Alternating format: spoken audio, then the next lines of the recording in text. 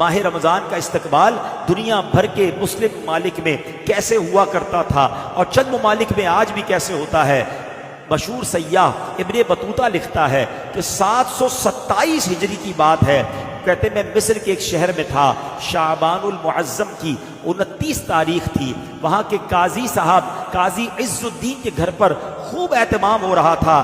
شام کے وقت وہاں علماء اور رؤساء اس کے گھر پر جمع ہو رہے تھے اور ہر آنے والے کا استقبال کیا جا رہا تھا۔ اپنی اپنی جگہ سب بیٹھ گئے۔ جب قاضی صاحب آئے تو اب یہ قافلہ دھوم دھام سے روانہ ہوا اور یہ سارے قافلے والے ایک بلند جگہ پر پہاڑ پر پہنچے، وہاں قالین بچھے ہوئے تھے۔ سب نے مل کر رمضان کے چاند کو دیکھنا شروع کر دیا۔ جیسے ہی چاند نظر آیا پھر وہاں دعائے خیر کی گئی اور اس کے بعد نماز مغرب ادا کی گئی اور اس کے بعد سارے شہر والے ہاتھوں میں فانوس لیے، اپنے ہاتھوں میں قندیلیں لیے، گویا رمضان کا استقبال کرتے ہوئے سڑکوں پر نکل آئے۔ اور اس کے بعد ماہ رمضان کا اسی طرح ہر سال استقبال ہوتا۔ ان کا کہنا یہ ہے کہ لوگ یوم الرقبہ یعنی سواری کا دن کہا کرتے جس دن رمضان کا چاند نظر آتا۔ اسی طرح میرے پیارے اسلامی بھائیوں، مغربی ممالک یعنی یہ جو مراکش اور اس کے اطراف کے ممالک ہیں، وہاں کے بارے میں بتایا جاتا ہے کہ آخری عشرے سے ہی رمضان کی، شعبان کے آخری عشرے سے ہی رمضان کے استقبال کی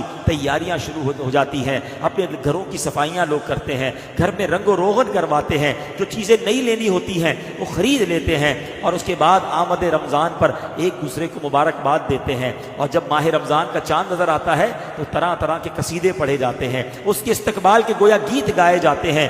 اہل یمن کا بھی انداز بڑا نرالا ہے۔ جب ماہ رمضان کی آمد ہوتی ہے تو اہل یمن کلام کے ذریعے، قصیدوں کے ذریعے گویا رمضان کا استقبال کرتے ہیں۔ اردن میں جب چاند نظر آتا ہے ہوٹل بند کر دیے جاتے ہیں اور سحری کے وقت لوگوں کو جگانے کا اہتمام کیا جاتا ہے۔ موریتانیہ میں رمضان مبارک کا چاند دیکھنے کا اہتمام ہوتا ہے اور جیسے ہی چاند نظر آتا ہے ہر طرف خوشی پھیل جاتی ہے، لوگ ایک دوسرے کو مبارکباد دیتے ہیں۔ صومالیہ میں آمد رمضان کی خوشی میں مساجد کو سجایا جاتا ہے اور ترکیہ میں اس مہینے کو مہینوں کا بادشاہ کہا جاتا ہے، ملک الشہور کہا جاتا ہے۔ الغرض میرے پیارے اسلامی بھائیوں، اچھا انڈونیشیا کا تو عالم یہ ہے کہ وہاں لوگ رمضان کا چاند دیکھنے کے لیے ننگے پاؤں تعظیم کے ساتھ جاتے ہیں۔